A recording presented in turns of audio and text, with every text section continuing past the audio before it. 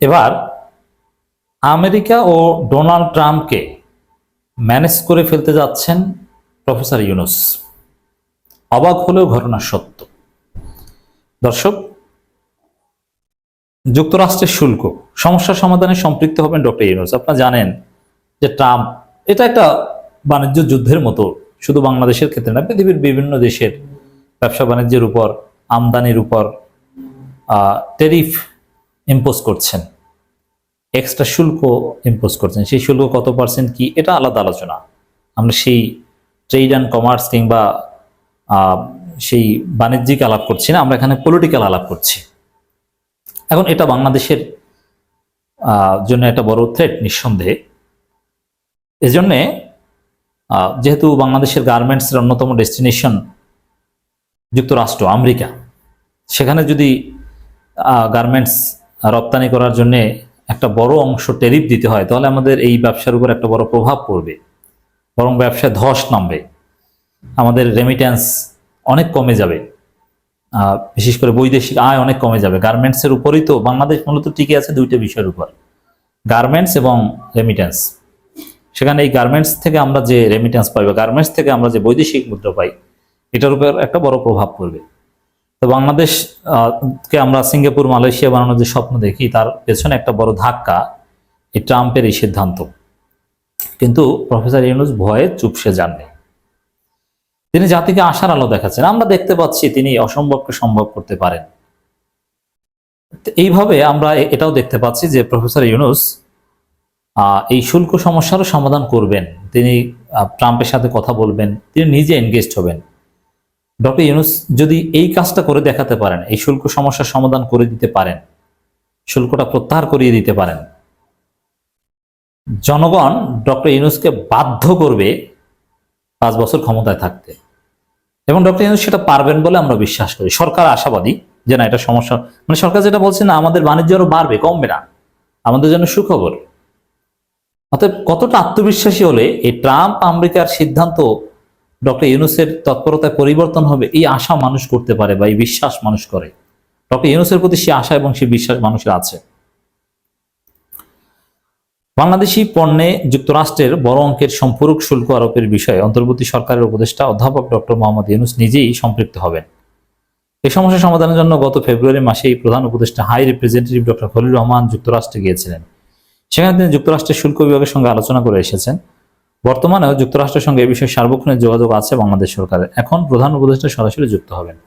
দেখেন, প্রধান উপদেষ্টা অনেক বন্ধু আছে, ট্রাম্প প্রশাসনের উচ্চপদস্থ কর্মকর্তা, অনেক বন্ধু, বিভিন্ন সিনেটর, কংগ্রেসম্যান, অভাব নেই।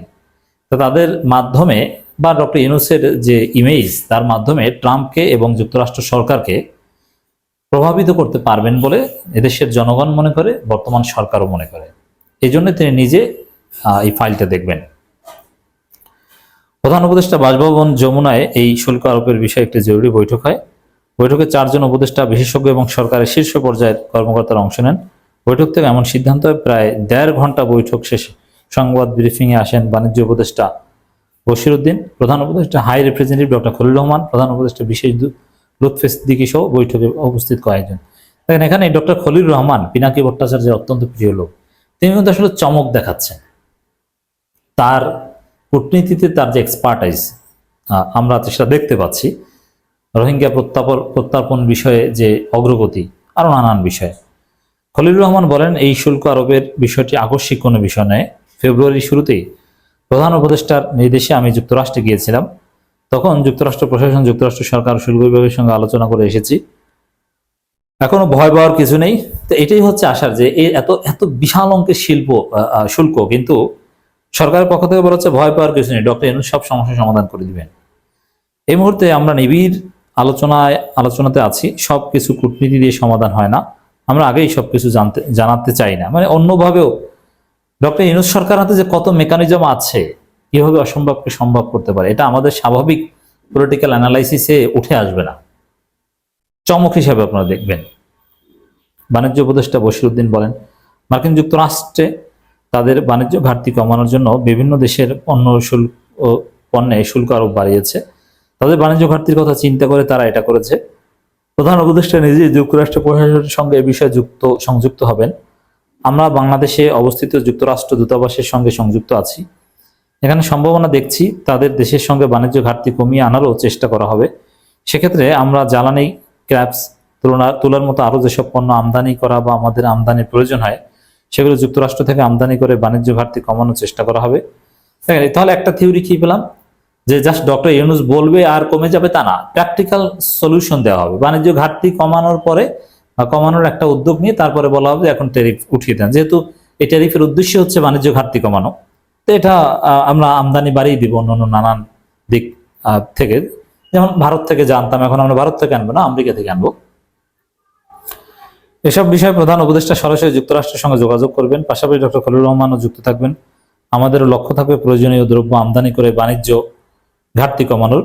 এতে করে বাংলাদেশ ক্ষতিগ্রস্ত হবে না, ব্যবসায়ীরা ব্যক্তিগতভাবে উৎসাহী হবেন যদি তাদের ব্যবসার ক্ষেত্রে ভূমিকা রাখে, তাহলে আমরাও বাণিজ্য ঘাটতি কমাতে পারবো। এক প্রশ্ন জবাবে তিনি বলেন, ভারত ও পাকিস্তান পণ্যের উপর শুল্ক কম থাকলেও আমাদের পণ্য তাদের থেকে বেশি উপযুক্ত।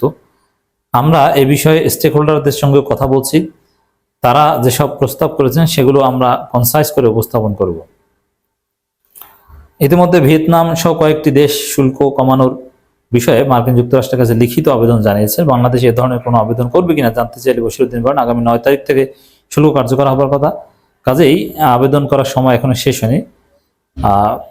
প্রধান উপদেষ্টার প্রেস সচিব শফিকুল আলমও গুরুত্বপূর্ণ কথা বলেছেন। তিনি আশাবাদী যে না, সমস্যার সমাধান হবে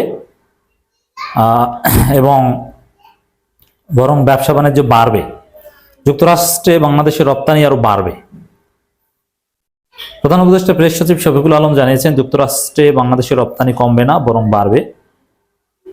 শফিকুল আলম বলেন, আশা করি আমাদের রেসপন্স ইতিবাচক হবে। এখন যুক্তরাষ্ট্রে যা রপ্তানি হচ্ছে এর থেকে আরো বাড়বে এবং সেভাবেই পদক্ষেপ নেওয়া হবে। শুধু যুক্তরাষ্ট্রে নয়, বাংলাদেশে রপ্তানি করে এমন সব দেশেই রপ্তানি বাড়বে। এবং ডক্টর ইউনূস অসম্ভবকে সম্ভব করতে যাচ্ছেন।